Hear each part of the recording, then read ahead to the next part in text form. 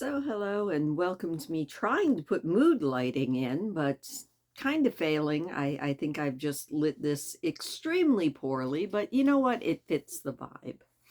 So, I was thinking about trying to do something for Halloween this year, and my biggest issue is I always have ideas, but I never put them into place. And I was walking today and I came across a very cool mushroom. It's on my Instagram page if you want to go and look at the picture. It was very cool. It looked very much like a little old man in the forest, basically. Very, very cool. And that started me thinking about like haunted stuff and ghost stories and things like that. And I realized that even though I can't say that I don't believe in ghosts, I also can't really say that I do. I've never seen a ghost. I don't think I know very many people who claim to have.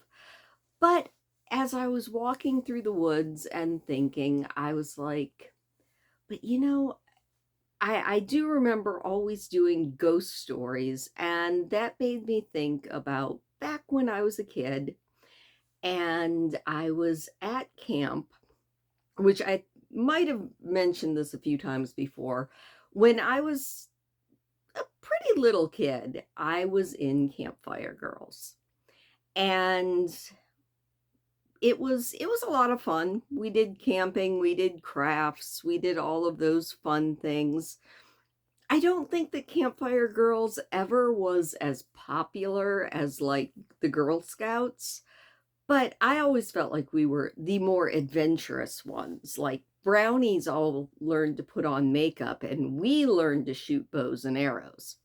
I don't know if that was actually a true fact or not, but in my head it was, you know. You always want your group to be the better in group.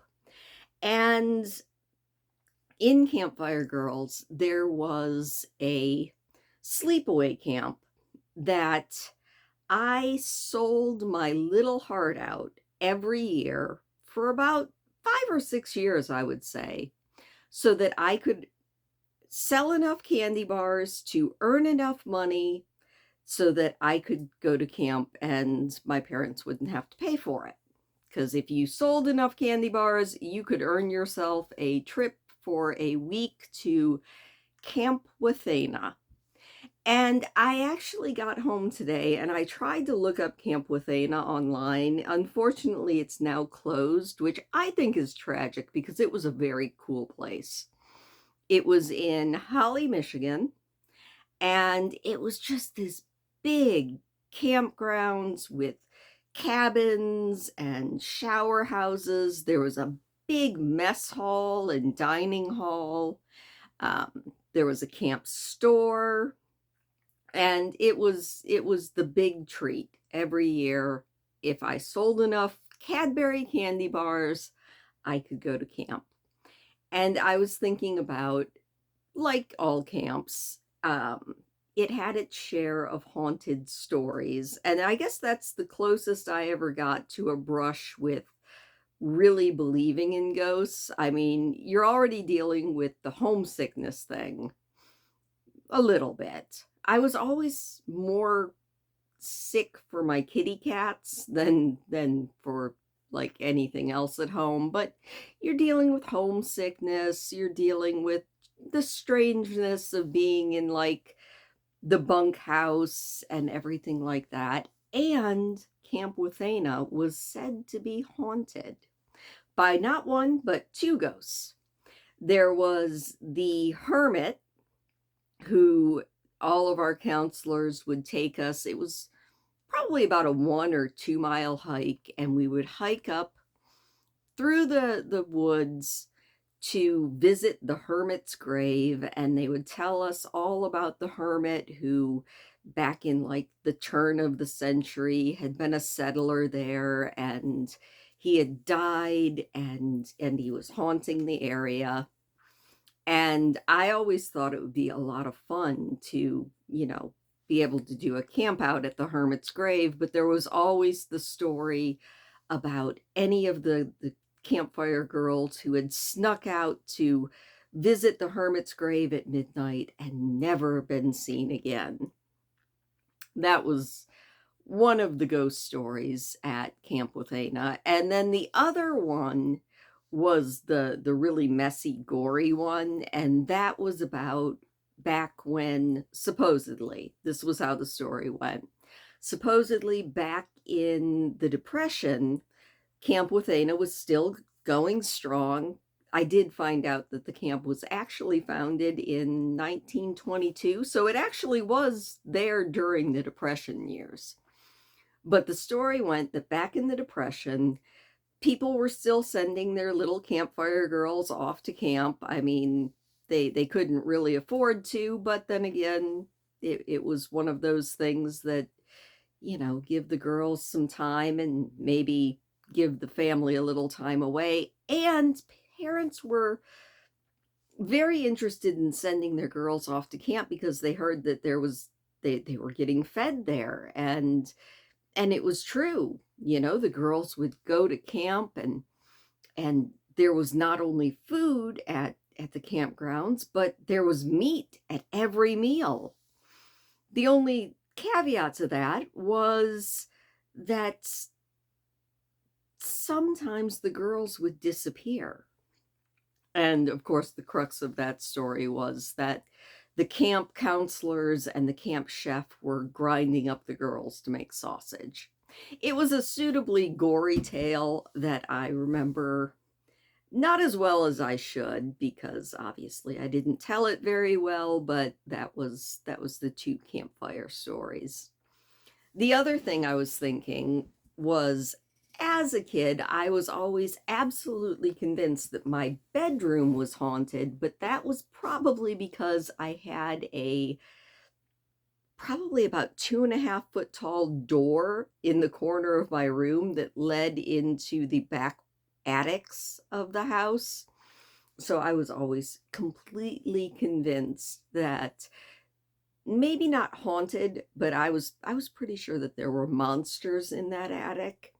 And so that was one of the reasons that as a kid, my room was always completely messy, and I would pile stuff in front of that door, because that way I figured if the monsters ever came out of that attic, I'd at least be able to hear them. The dumb things that kids think about. But other than that, I don't really have any of my own ghost stories. I am curious if you guys have any ghost stories. I mean, we all hear the iconic ghost stories, the lady in white who gets the ride, is out hitchhiking and disappears when the people bring her to her supposedly house, and then the parents come out and tell everyone that their daughter died in a tragic accident, and she's obviously just hitchhiking to and from the cemetery. Or the man with the hook hands that haunts Lover's Lane. I wasn't really a big, like, are you afraid of the dark type person, so I don't know many of those. I didn't read much horror as a kid until I discovered Stephen King. That freaked me out for a very long time. And Stephen King wrote the one horror story that I still refuse to ever read again to this day. It was a short story, I think it was in Skeleton Crew, and it was called The Boogeyman. And I'm going to try not to think about it too much, because even though I don't have a closet in my bedroom, that is one Stephen King story that messed with my head for a very long time. In fact, yeah, that one messed with for a very long time. I I think I remember as a kid, after reading that story in like sixth or seventh grade, I'm pretty sure that I not only blocked my attic door in my room, but I'm pretty sure I put a dresser in my closet and then I put another dresser in front of my closet door because nothing was ever going to get out of my closet. But yeah. So yeah, that's about it. This was just a little ramble about a old camp that I used to go to and thinking about the stories. You know, that was fun too. Thinking about Camp with Ana. I do remember the last year that I went to Camp with Ana, and I was so disappointed because I was finally in, I think I was in 6th grade, which meant I was finally old enough to do the horseback riding camp that they had there. And I was so looking forward to it because it was 2 weeks and you were supposed to get your own horse assigned to you, and you would go and you would take care of the horse every single day, riding every single day. And the year I went was the year that they stopped having horses at the camp. So the horseback riding camp, where I thought I was going to experience having my very own horse for 2 weeks, instead turned out to be they put us on a bus and we went horseback riding every other day, which was still very cool, but not nearly as cool as what I had built it up to in my mind. And then after that, I transitioned to junior high. Campfire Girls wasn't nearly as cool anymore, and I think that was the last year I was in Campfire Girls. I think I started Campfire Girls in probably 1st grade though, and I went through with it all the way to 6th grade. It was a pretty good time. I enjoyed the camping, I enjoyed the crafting, and I enjoyed going to camp every year. And I did develop myself into one heck of a candy bar salesman. Anyway, that's about it. I just figured we would share some memories. I am curious if you have any of your own ghost stories, and if you can tell them more coherently than I told mine. Leave them in the comments down below.